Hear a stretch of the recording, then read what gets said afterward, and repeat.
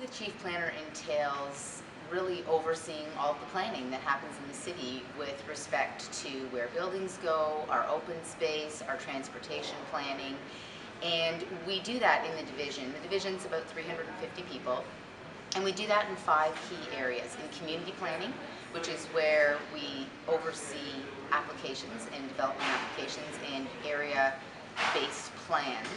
We do that through implementing our zoning bylaw, and we maintain the zoning bylaw and implement it as well. We do that through urban design, which is about really protecting the public interest, ensuring that we don't have onerous shadows, ensuring that we don't have onerous wind impacts, ensuring that the pedestrian realm is comfortable and safe all seasons of the year. And we also, of course, play a really big role in defending the city's interests and often the planning position at the Ontario Municipal Board. So as a chief planner, I see all of those pieces, and a big part of the role involves working with a variety of different partners to advance the vision of the city as contained in the official plan forward.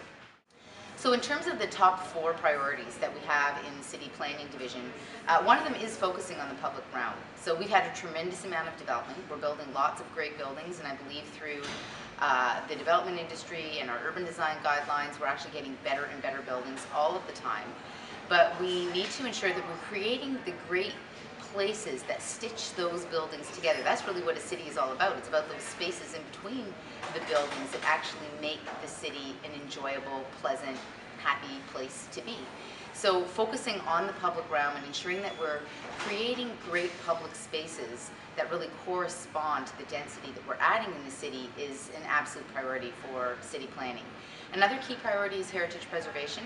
As we see tremendous growth, it becomes more and more important that we protect the great heritage and the great buildings that we already have in the city, and that we ensure that as we change and as we evolve, we're evolving in a way that we're not kind of treating the city like a green field and wiping the slate clean, but actually recognizing all of that value, that embedded value that already exists in the city, because we know this gives the city value, it gives us economic development value, but it also enhances the city as a tourist destination. So heritage is another key priority. A third key priority is mid-rise development. We have 162 kilometers of avenues across the entire city. People tend to think there's no more room for new buildings. There's actually a tremendous amount of room for new buildings, and it's on our avenues. And what's so important about this is that a key objective in this city is creating walkable, complete communities where people have the opportunity to do a whole variety of things that matter in daily life within walking distance of home. Mid-rise is such an important piece of that puzzle because we can add mid-rise in a gentle way, it's gentle density, in existing communities and increase the density such that we can build in some of those amenities within walking distance. And we know that this is something that Torontonians desperately desire in places where they don't have amenities within walking distance. And then the last key priority is really the biggie, which is addressing our congestion issues. And addressing our congestion issues is really about how we move in the city. And there's a great risk, there's a really big risk that we continue to move the way we've always moved in the city.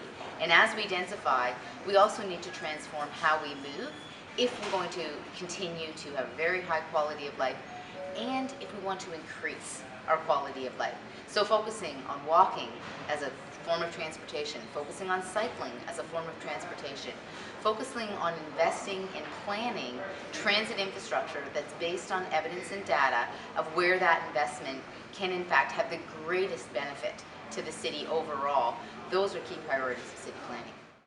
Well, you know, it's kind of funny, when it comes to raising development charges, every single meeting that I sit in where we don't have enough money for something, we talk about raising the development charges. So there's not enough money for affordable housing, can we pay through it development fees? There's not enough money for transit, can we pay for it? You know, there's not enough money for schools, can we pay for it through development fees? And I think what that is a reflection of a city that is really struggling to figure out how it's going to finance itself moving forward and is really afraid to go to the property tax base. And so if you're not going to go to the property tax base, you're kind of casting around for other ways. But really, the property tax base is in fact the most fundamental and essential way that municipalities fund themselves, and we do have the lowest property taxes in the GTA. So my position is that we need to ensure our development fees and our development charges are at the right point such that we continue to see the great development that we have. We're not undercharging, but at the same time, we do have other sources of revenue that I think we haven't fully explored.